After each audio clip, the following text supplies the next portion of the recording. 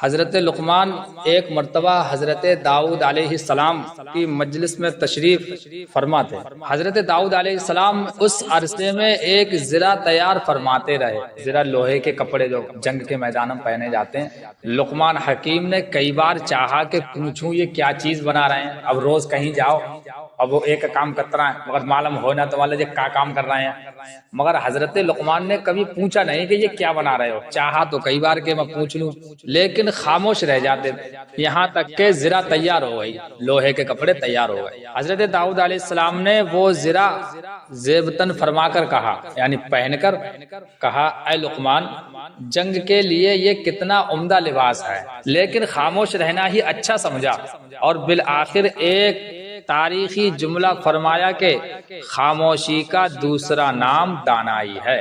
بیان کیا جاتا ہے کہ آپ نے حضرت داؤد علیہ السلام سے ایک مرتبہ عرض کی، اے داؤد میں 5 حکمتوں پر آپ کو آگاہ کر رہا ہوں، یعنی 5 باتیں آپ کو بتا رہا ہوں جو علم الاولین اور آخرین کو محیط ہے۔ سب سے پہلے دنیا کے لیے اتنا ہی کام کریں جس قدر آپ کو یہاں رہنا، یعنی جتنا ہمیں دنیا میں رہنا اتنا دنیا کے لیے کام کریں۔ دوسری بات، آخرت کے لیے اس قدر عمل کا ذخیرہ اکٹھا فرما لیں جتنا آپ کو وہاں قیام کرنا۔ نمبر 3، اپنے پروردگار کی اتنی طاعت و بندگی کریں جتنی آپ کی اس سے امیدیں وابستہ ہیں۔ نمبر 4، معاصی پر اتنی ہی جرت دکھائیں، معاصی یعنی گناہ پر اتنی ہی جرت دکھائیں جس قدر آتش جہنم برداشت کرنے کی سخت ہو۔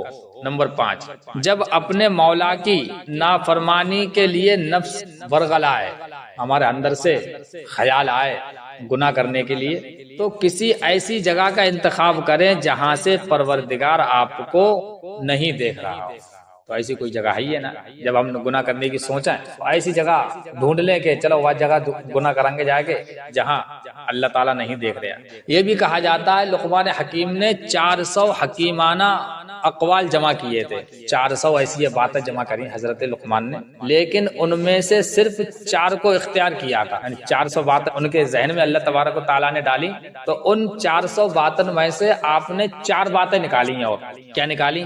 ان میں سے 2 یہ تھے کہ انہیں ہمیشہ یاد رکھا جائے، 2 باتیں ایسی ہیں کہ ان 2 باتوں کے لیے آدمی ہمیشہ یاد رکھے اور کبھی بھی فراموش نہ کیا جائے۔ کیا ہیں 2 باتیں؟ وہ 4 باتوں میں سے نمبر 1 ذکر الہی، اللہ تبارک و تعالیٰ کا ذکر کرنا۔ اب ذکر جو ہوتا ہے وہ یہی نہیں کہ ہم مسجد میں آئے اور اللہ اللہ لا الہ الا اللہ محمد رسول اللہ کرتے رہے، یہ اللہ تعالیٰ کا ذکر، یہ بھی اللہ تعالیٰ کا ذکر ہے۔ دوسرا ذکر یہ بتایا ہے کہ جب ہم کوئی کام کر رہے ہوں یا کسی سے بات چیت کر رہے ہوں تو اس وقت ہم اللہ تبارک و تعالیٰ کا ذکر کریں۔ کیا کریں؟ کیسے؟ مطلب ایک تو جو جائز کام ہو اس میں بسم اللہ پڑھ لیں، اور اس کے بعد یہ سوچیں کہ اس کام کو اللہ تبارک و تعالیٰ نے حکم دیا ہے کہ نہیں دیا۔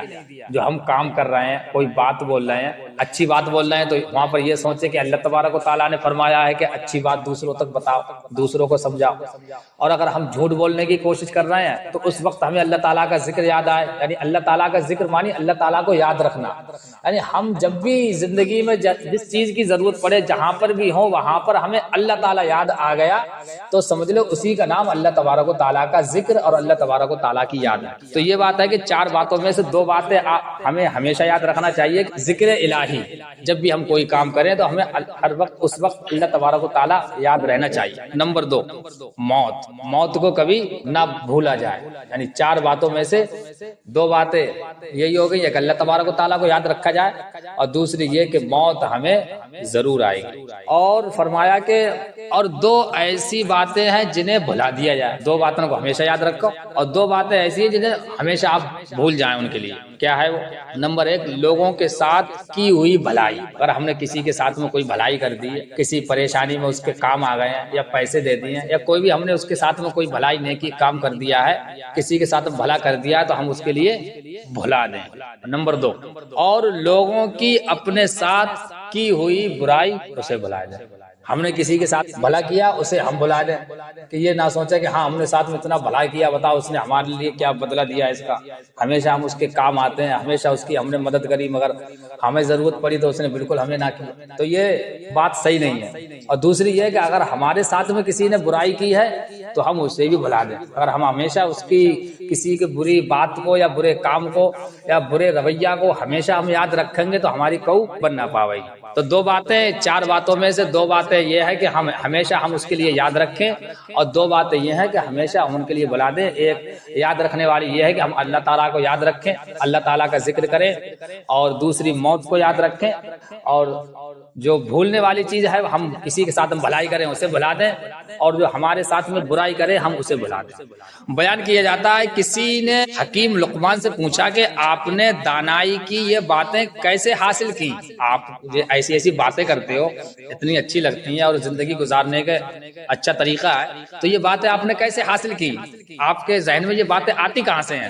تو حضرت لقمان نے جواب دیا، نادانوں سے۔ نادان ہوتا ہے نا، جیسے چاہ ویسے چل رہا ہے، یہ نہ پتہ چل رہا ہے ہم زبان سے کیا بول رہے ہیں، کس سے کیا بول رہے ہیں، نہ بڑے نہ چھوٹے کا کچھ تمیز ہے، تو ان کو نادان کہتے ہیں۔ یعنی نادان یعنی نہ سمجھ ہی نہ رہا، جو مرضی آ رہا ہے وہ کر رہا۔ تو فرمایا کہ آپ نے یہ باتیں کہاں سے سیکھی؟ تو حضرت لقمان نے فرمایا کہ نادانوں سے سیکھی۔ اور دوسرے کو بولے بے وقوف سمجھ لے، جس کے لیے نادان اگر بے وقوف کا آدمی نے غلط لگ جاتا ہے، مگر بے وقوف اور نادان ایک بات ہوتی ہے۔ وہ اس طرح کہ جب کوئی حماقت کرتے ہیں، جب کوئی انسان حماقت کرتے ہیں تو میں ان کے انجام سے عبرت حاصل کرتا ہوں۔ ہاں اس نے یار ایسا کیا، اس نے سود کا کاروبار کیا، یا اس نے کسی کی چوری کی، یا اس نے جھوٹ بولا، تو اس کا انجام کیا ہوا، ان کاموں سے میں بچ جاتا ہوں، یعنی سبق حاصل کرتا ہوں اس سے، اور ویسی برائی کبھی نہیں کرتا۔ کسی نے اس مفہوم کو شعر میں یوں ادا کیا ہے، جو دانا ہیں وہ کرتے ہیں سبق ہر بات سے حاصل، جو دانا ہے وہ کرتے ہیں سبق ہر بات سے حاصل، ہنسی کی بات بھی ان کے لیے ایک درس عبرت ہے۔ ہنسی کی بات بھی ہوتی ہے تو اس میں بھی ایک اپنا سیکھنے کے لیے کچھ نہ کچھ نکال لیتے ہیں۔ حکمت یہ کہتی ہے باتیں بتایا تو نادان ہے جو نہ سمجھ ہو جائے باقی کوئی فائدہ نہ کرے، کہ اس کے خانہ دل میں حماقت ہی حماقت ہے۔ وضاحت یہ ہوئی کہ حضرت شیخ سعدی نے اس حکایت میں غور و فکر کی برکتوں کی طرف اشارہ کیا ہے کہ جو شخص دنیا اور کار دنیا کو محض کھیل تماشا نہیں سمجھتا، دنیا جو ہے کھیل تماشا ہے، وہ ہر بات توجہ سے سنتا ہے، معاملے پر پوری طرح غور و خوض کرتا ہے، اس کا ذہن نور معرفت سے دمک اٹھتا ہے۔ اس کے مقابلے میں بے پرواہ شخص واضح سچائیوں سے بھی فائدہ حاصل نہیں کر سکتا۔ سامنے بھی اگر وہ دیکھتا رہے گا ہاں اس نے ایسا کیا، اس نے جھوٹ بولا، اس نے کسی کو گالی دی تو اس کی پٹائی ہوگی، تو اس سے بھی سبق نہ حاصل کر رہا ہے۔ بتاؤ ہم کسی نے گالی دی اور لڑائی ہو گئی تو ہم اس سے سبق حاصل کر رہے ہیں، ہاں کسی سے ہم گالی دیں گے یا الٹے سیدھے بولیں گے تو لڑائی ہو جاتی ہے، تو ہم سوچیں کہ ہاں الٹے سیدھے بولنے سے ہم نہ بولیں۔ ایک روز حضرت لقمان کے آقا نے انہیں کہا کہ ایک بکری ذبح کر کے لاؤ، یہ پچھلی بار بھی آپ نے سنا تھا، تو آپ نے زبان اور دل دیا لا کے، یہ بھی آپ نے سن لیا تھا، ایک دوست نے کہا تھا، جو نہ سنا ہو جو نئے آئے وہ بھی سن لے۔ حضرت لقمان، ایک دوست نے کسی نے تربوز منگوائے اور آپ کو پتا تھا اس امیر دوست کے لیے کہ حضرت لقمان کو یہ تربوز بہت پسند ہے، تو وہ کاٹ کے حضرت لقمان کے سامنے رکھ دیا اور کہا کہ آپ کھائیے اس کے بعد میں کھاؤں گا۔ حضرت لقمان نے وہ تمام تربوز کھا لیے، تھوڑی 2-3 کھپیاں رہ گئیں کھا لی۔ تبھی جو ان کے دوست تھے ان نے سوچا کہ چلو میں بھی کھا کے دیکھ لوں کیسا ہے۔ جب آپ کے دوست نے وہ تربوز کھایا، گھر والے نے تربوز کھایا تو بڑا کڑوا تھا، تو اس نے کہا کہ یہ تو کڑوا اتنا ہے، آپ کیسے کھا رہے ہو؟ بڑے خوش ہو کر کھا رہے ہو، بڑے مسکرا کے کھا رہے ہو اور منہ بھی نہیں بگاڑ رہے ہو۔ تو حضرت لقمان نے کہا کہ آپ نے مجھے کئی بار میٹھی چیزیں دی ہیں، تو آج آپ کی طرف سے کڑوی چیز مل گئی، میں نے یہ گوارا نہیں کیا کہ میٹھی چیز تو میں خوش ہو کر کھاؤں اور کڑوی چیز کے لیے منہ بگاڑوں، تو میں جس طرح آپ کی میٹھی چیزیں کھاتا تھا ایسے ہی میں کڑوی چیزیں کھا رہا ہوں تاکہ آپ کو احساس نہ ہو۔ تو یہ بھی ایک صحیح سی بات ہے کہ اللہ تبارک و تعالی ہمارے لیے اتنی نعمتیں دیتا ہے، ہمارے لیے اچھی زندگی گزارنے کا طریقہ ہمارے لیے فضل فرماتا ہے، ہمیں صحت تندرستی دیتا ہے، مگر جب ہم پر کوئی پریشانی آ جاتی ہے تو ہم منہ بگاڑنے لگتے، تو وہ ہونا چاہیے، ہمیں اللہ تعالیٰ کے احسانات یاد کرنا چاہیے۔ حضرت لقمان حکیم دعا کرتے تھے کہ اے پروردگار، ایسے لاپرواہوں کو میرا دوست نہ بنا، جو لاپرواہ ہوں ایسے کو میرا دوست نہ بنا کہ تیرے ذکر کے وقت وہ میرا ساتھ نہ دے سکے۔ دوست وہی بتایا ہے دوست کا مطلب یہ ہوتا ہے کہ دوست جو ہوتا ہے اپنے دوسرے دوست کے لیے پریشانی سے بچاتا ہے. تو اللہ تعالیٰ میرے لیے ایسا دوست نہ بنا جو تیرے ذکر کے وقت وہ میرا ساتھ نہ دے. یعنی جب میں اللہ تعالیٰ تیرا ذکر کرنا بھول جاؤں تو میرا دوست مجھے یاد دلائے گیا تم یہ کام بھول گئے, تو ایسے کو میرا دوست نہ بنا. جب تجھے غافل ہو جاؤں تو تیری یاد نہ دلا سکے, تو میرا ایسا دوست مت بنا میرے لیے. جب ان سے کوئی بات کہوں تو پوری نہ کریں, اور اگر خاموش رہوں تو حزن نہ دلائیں. یعنی تو چپا کہہ بیٹا کچھ نہ کچھ کہا ہو جائے گا. حضرت لقمان ایک شخص کے غلام تھے جو بہت ہی امیر اور باغوں کا مالک تھا, جس کے آپ غلام تھے. اس امیر آدمی کے پاس حضرت لقمان کے علاوہ اور بھی کئی غلام تھے. وہ امیر آدمی سب غلاموں کو اکٹھا باغ میں پھل توڑنے کے لیے بھیجا کرتا تھا. تو آج جیسے مزدوری بھی بھیجتے ہیں تو مزدور نہ ہوتے تو ہم نے 10 آدمی خرید لائے, اب زندگی بھر ہمارا کام کرتا رہیں گے, مزدوری دینے کی بعد ضرورت رہا ہے, خالی روٹی کپڑا دیتا رہا خالی بس. یہ غلام کا مطلب ہوتا تھا. تو اور بھی غلام تھے, تو تمام غلاموں کے لیے وہ اپنے پھل توڑنے کے لیے باغ میں بھیجتا تھا. اور حضرت لقمان کو بھی ان غلاموں کے ساتھ پھل توڑنے کے لیے جانا پڑتا تھا. مگر غلاموں کا یہ معاملہ تھا کہ وہ پھل کاٹتے کاٹتے اس میں سے کچھ کھا پی لیتے تھے.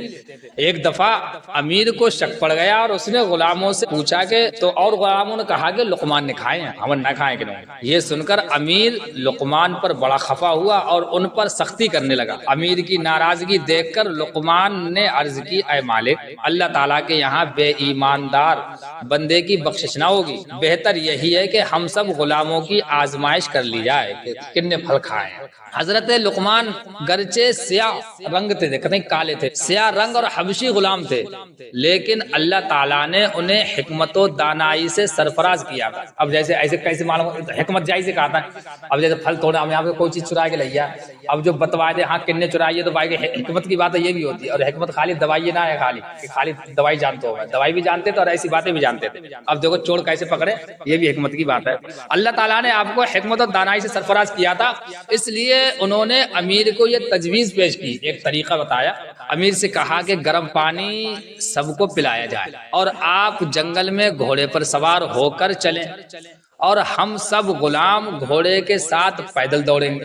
اسی حالت میں راز کھل جائے گا کہ پھل کتنے کھائیں, کہ جس کے پیٹ میں پھل ہوگا وہ فوراً باہر نکل آئے گا. اب بات ٹائم پہ بتاؤ, کوئی سائنسدان کوئی ڈاکٹر تو ہو رہا کہ پانی پی گئے دوڑیو تو پھل نکل آئے. تو یہ اللہ تعالیٰ نے عطا کیا تھا. امیر آدمی کو یہ تجویز پسند آئی, اس نے گرم پانی تیار کروا کر سب کو پلایا, اور غلاموں نے بھی امیر کے ڈر سے پی لیا. پھر ان تمام غلاموں کو جنگل میں خوب دوڑایا, حتیٰ کہ ان سب کو پسینہ آ گیا, اور آخرکار کھایا پیا سب باہر نکل گیا.